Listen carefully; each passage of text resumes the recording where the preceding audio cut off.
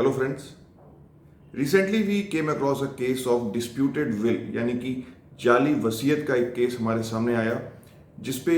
हरिराम नामक शख्स के सिग्नेचर्स पे डिस्प्यूट था। हरिराम जो शख्स थे जिनकी उम्र 86 साल थी और उनकी मृत्यु हो चुकी थी,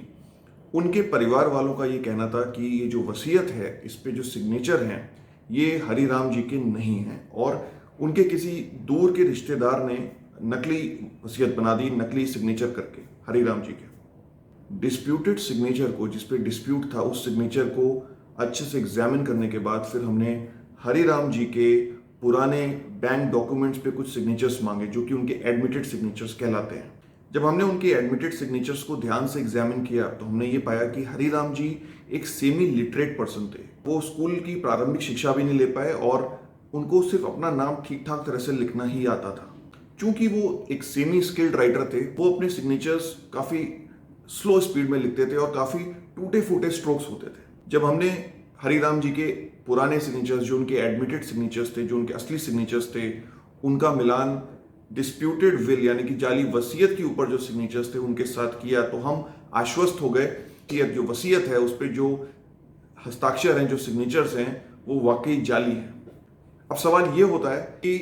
ये कैसे साबित हो पाया कि वो सिग्नेचर्स जो हैं, जो बनाए काफ़ी अच्छे थे, काफ़ी रियलिस्टिक लग रहे थे और हरिराम जी के सिग्नेचर से मिल भी रहे थे, लेकिन ये कैसे साबित होगा या हो पाया कि वो सिग्नेचर्स वाकई जाली थे। दोस्तों, हैंडराइटिंग आइडेंटिफिकेशन का एक बड़ा ही महत्वपूर्ण प्रिंसिपल होता है कि अ सेमी स्किल्ड और अ पुअर स्किल्ड राइटर और a semi literate person can not right in a superior skill, but the reverse is always possible. यानी कि जिस इंसान की स्किल काफ़ी सुपीरियर है, काफ़ी अच्छी राइटिंग है, काफ़ी अच्छी स्किल के साथ वो लिखता है, वो खराब स्किल के साथ तो लिख सकता है,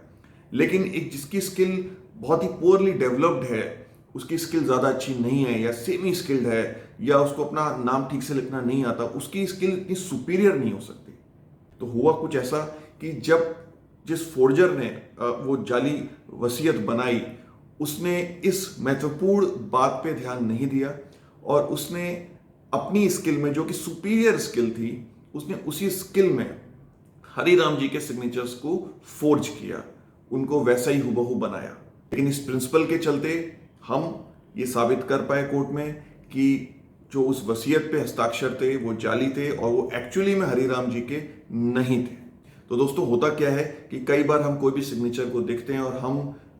नेकेड आई से देखने के बाद इस नतीजे पे तुरंत पहुंच जाते हैं कि यार ये तो किसी ने हमारे फर्जी बना दिया या शायद हम ही ने किए होंगे, हम इसको भूल गए। लेकिन हैंडराइटिंग आइडेंटिफिकेशन का यही मकसद है कि दूध में से पानी कितना है और पानी में दूध कितना है, इसको सही तरह से छानबीन कर पाए। तो दोस्तों, जब भी आप कोई ऐसा डॉक्यूमेंट देखें तो नेकेड आई पे देखने पे जो आपको दिखता है उसको देख करके किसी नतीजे पे ना पहुंचें जब तक उन सिग्नेचर्स की जांच ना करवाएं, जब तक उन सिग्नेचर्स को आप एग्जामिन ना करवाएं, तब तक आप किसी भी नतीजे पे ना पहुंचे। क्योंकि हर एक स्ट्रोक कुछ कहता है, हर एक स्ट्रोक अलग होता है, हर एक इंसान के लिखने की क्षमता, हर एक इंसान के लिखने की कला, लिखने की स्किल, लिखने की स्पीड, लिखने का मूवमेंट, रिदम, सब कुछ अलग होता है। तो फोर्जर कितनी भी कोशिश कर ले, वो हर एक चीज को हूबहू वैसा प्रैक्टिस नहीं कर सकता, क्योंकि वो उसकी इंडिविजुअल हैबिट नहीं है, वो उसकी खुद की हैबिट नहीं है, वो उसने प्रोक्योर की है, वो उसने उधार ली है, वो उसने थोड़े समय के लिए वो ओढ़नी ओढ़ी हुई है। So this is how handwriting examination works. So next time जब भी आपके पास कोई ऐसा डॉक्यूमेंट आए तो बिल्कुल भी ना घबराएं, बल्कि हैंडराइटिंग एक्सपर्ट से उसकी जांच करवाएं। Thank you.